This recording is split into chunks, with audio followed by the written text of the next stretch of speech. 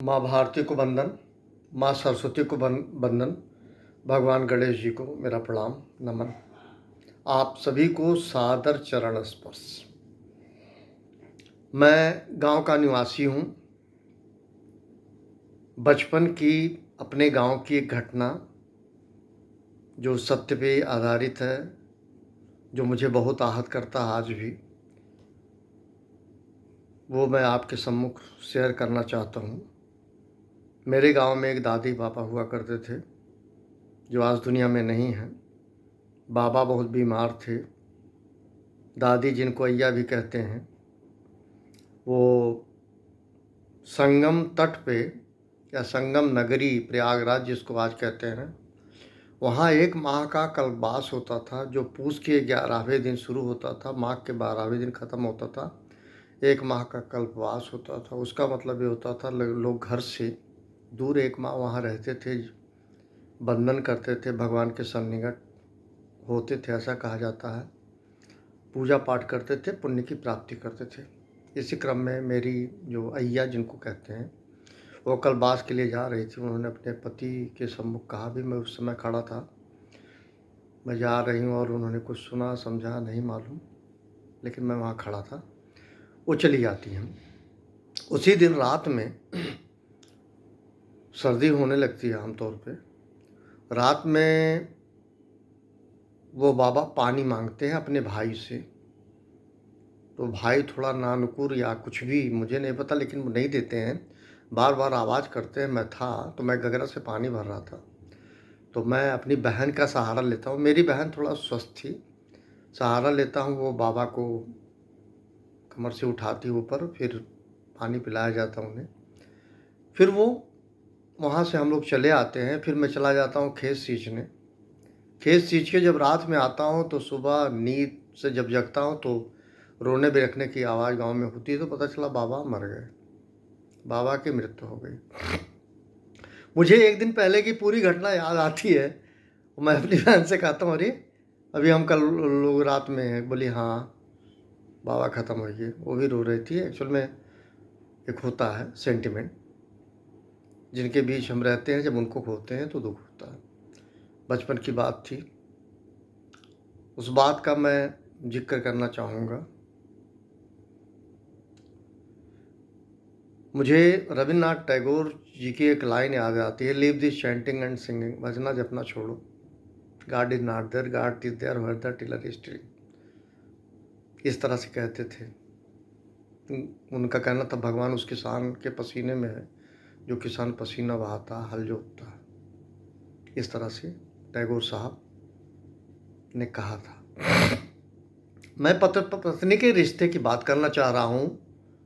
पति पत्नी को समझता है प्रॉपर्टी, पत्नी पति को नौकर समझती है।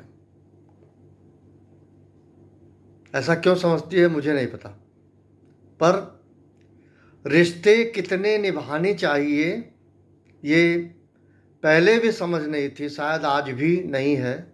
दूसरे प्राथमिकता का नहीं पता है कि प्राथमिकता क्या होनी चाहिए, ये आज भी है। मैं यहाँ कहूँगा, हठ धर्मिता के साथ पूजा पाठ नहीं होता। हठ धर्मिता के साथ कभी भी भगवान का वंदन, भगवान का आराधना नहीं होता।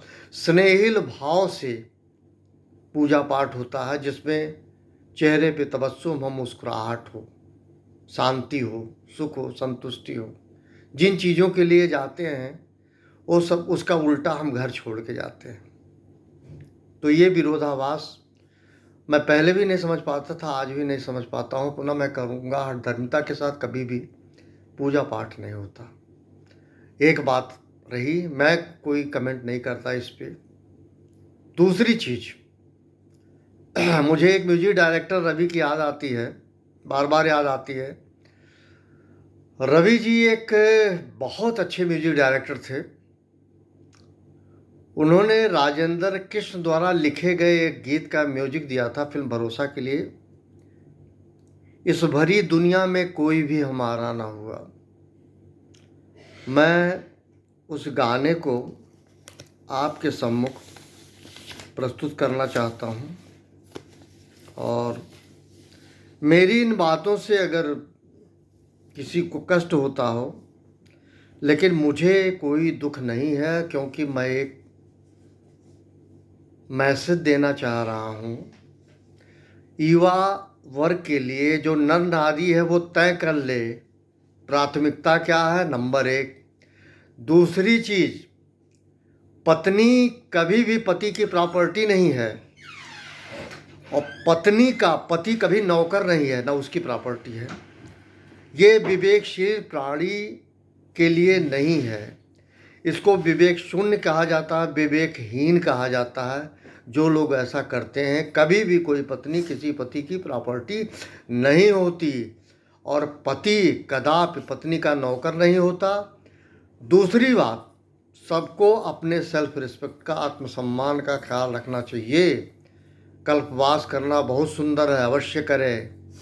ऐसे मौके पे कल्पवास होता है, ख़ास तौर से उत्तर भारत में कड़ाके की सर्दी शुरू होती है, कोई दिक्कत नहीं, अवश्य करें। लेकिन ये सोच ले, मैं जो ये करने जा रहा हूँ या जा रही हूँ, ये न्याय संगत अगर प्रतीत होता है तो करे, अन्यथा मैं नहीं समझता एक माह का कल्पवास इसलिए करे कि अपनी घरेलू जिम्मेदारियों से च्युत हो ले। चरण बंधन, भगवान के करीब, भगवान के सन्निकट रहने का भी अगर वानप्रस्थ जीवन में एक तरीका है सन्यासी का, तो गृहस्थ आश्रम में आवश्यक है गृहस्थ की जिम्मेदारी निभाने का। इस बात का सबको ध्यान रखना चाहिए। पुनः मैं 1963 की रिलीज हुई एक फिल्म भरोसा का गीत आपके सम्मुख प्रस्तुत कर रहा हूँ। इस भरी दुनिया में कोई भी हमारा ना हुआ, इस भरी दुनिया में कोई भी हमारा ना हुआ। गैर तो गैर थे, अपनों का सहारा ना हुआ, इस भरी दुनिया में। लोग रो रो के भी इस दुनिया में जी लेते हैं, लोग रो रो के भी इस दुनिया में जी लेते हैं। एक हम है के हंसे भी तो गुजारा ना हुआ, एक हम है के हंसे भी तो गुजारा ना हुआ, इस भरी दुनिया में। एक मोहब्बत के सिवा और न कुछ मांगा था, एक मोहब्बत के सिवा और न कुछ मांगा था। क्या करें ये भी ज़माने को गंवारा न हुआ, इस भरी दुनिया में। आसमां कितने सितारे हैं तेरी महफिल में, आसमां कितने सितारे हैं तेरी महफिल में। अपनी तकदीर का ही कोई सितारा ना हुआ, इस भरी दुनिया में कोई भी हमारा ना हुआ। गैर तो गैर थे, अपनों का सहारा ना हुआ, इस भरी दुनिया में। Thank you. पुनः मैं कह रहा हूँ, ये जो म्यूजिक डायरेक्टर थे रवि जी, इनके विषय में मैं जो पढ़ा हूँ, इनके पुत्र और इनकी बहू ने इनके रिहर्सल रूम को ताला मार दिया था, उसका चाबी रख लिया था। उस जगह पे इनको जाने नहीं दे रहे थे। बेटा बहू बहुत प्रताड़ित करते थे। मैं कुछ कह नहीं सकता। मुझे वो घटनाक्रम पढ़े हुए काफ़ी समय बीत गए। मुझे बहुत दुख है और ये गाना इन पे कितना सूट करता है, इस भरी दुनिया में कोई भी हमारा ना हुआ। गैर तो गैर थे, अपनों का सहारा ना हुआ। जब संतान पैदा होती है, संतान इस दुनिया में आती है। मैंने कल भी कहा था, मैं आज भी कहता हूँ, संतान पे भरोसा करना होता, संतान पे ट्रस्ट करना होता है कि बच्चा जब बड़ा होगा, जो मेरी अंगुली पकड़ के चला, मैं जब बूढ़ा होऊंगा वो मेरी अंगुली पकड़ के चलेगा। इसका मतलब ये था, मैं जब वृद्ध होऊंगा वो मुझे सहारा देगा। लेकिन धन्य हो ये धरती। शादी के बाद पत्नी जब आती है, पत्नी एक रिमोट कंट्रोल होता है, पति एक टीवी होता है, रिमोट कंट्रोल से टीवी चलाई जाती है। उसी तरह से जो युवा पति हैं, पत्नी जैसा कहेगी वो करते हैं। मैं कहना नहीं चाहता हूँ, बहुत कुछ नहीं कहना चाहता हूँ, लेकिन मैं बेहद आहत हूँ। मैं ये नहीं कह रहा हूँ संतान जिम्मेदारी निभाए, मैं ये भी नहीं कह रहा हूँ संतान सुख दे।